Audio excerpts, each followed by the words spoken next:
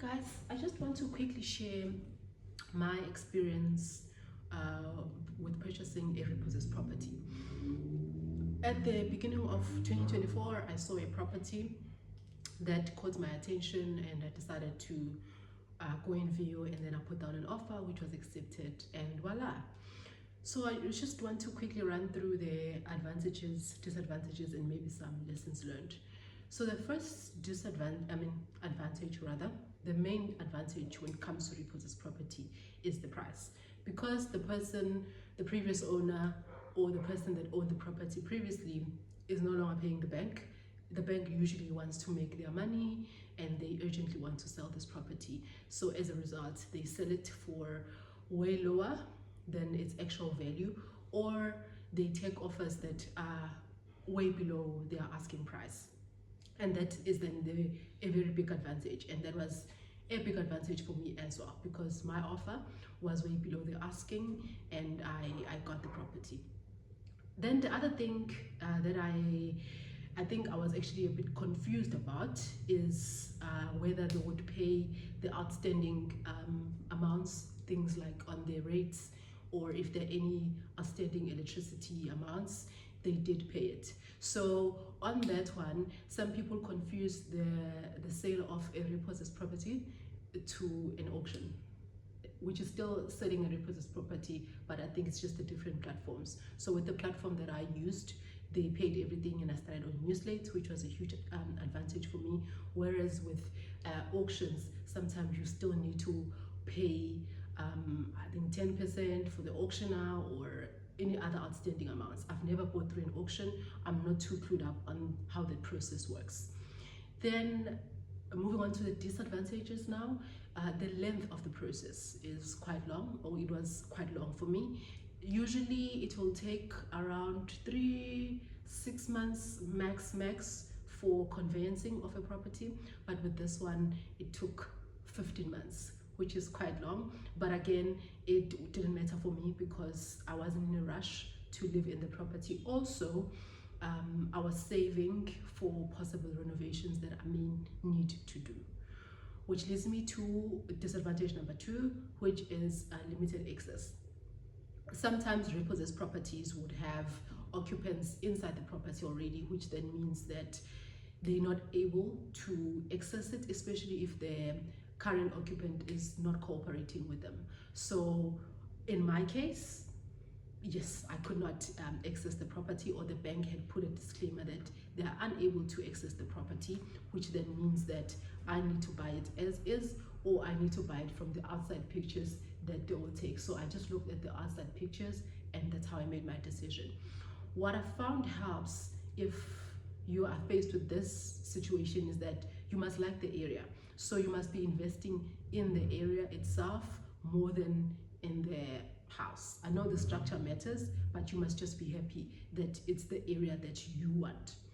And then it leads us to the next point, that you buy the property on a footstool basis. So footstool meaning that you're taking it as is, whether it's vandalized or damaged or burnt, that is your baby. So in my case, the house was burnt. Not burned to ashes, but the DB, I think there was an explosion with the DB for the electricity, and then there was an explosion throughout the house, meaning that the wiring was completely damaged and the house was smoky. So it wasn't burnt, but throughout the house it was smoky because of the fire. So the walls were dark and the ceiling was dark, and I had to take on the cost of then fixing that. We've touched a bit on the occupants part. So sometimes repossessed properties would have occupants that are not cooperative inside. Sometimes they do cooperate, but even the very fact that they are occupants makes it very hard to work with this type of property. So with this property, there were occupants, there were tenants of somebody who was living out of town. In order to evict these people, you need to follow the legal route, or sometimes people do the talking person to person route, which is the route that I used. So unfortunately, my parents are no longer with us, so I got a group of elders that I'm close to to come with me to this property to inform the current occupants that I had bought the property, and then to start negotiating as to how and when they will then leave the property.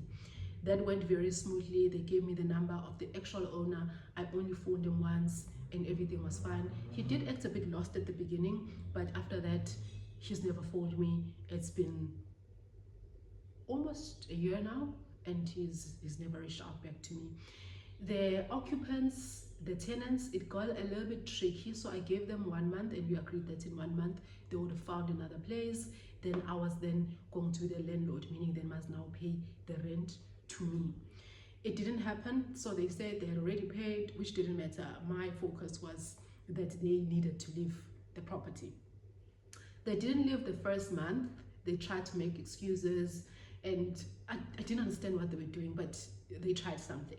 So with the second month, I got a bit more firm, where I said, okay, I get it. You say you don't have anywhere to go.